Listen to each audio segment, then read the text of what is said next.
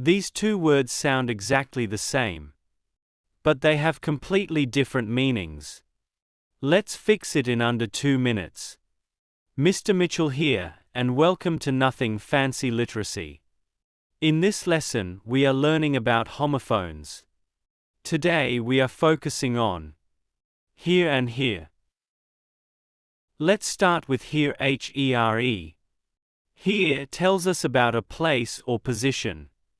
Come over here, please. Here is your dinner.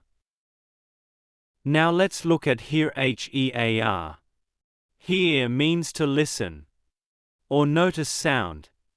I can hear the music. Did you hear the bell? Let's quickly check the difference. Here here tells us about a place. Here hear is about sound. And remember, ear is inside the word here. We hear with our ears. Now, it's your turn.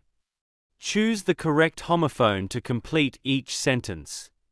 Come. For a moment. I can. The rain. Your shoes are over. Pause the video here.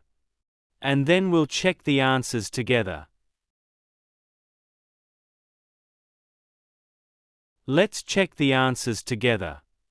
Come here for a moment. I can hear the rain. Your shoes are over here. If you got those correct, well done.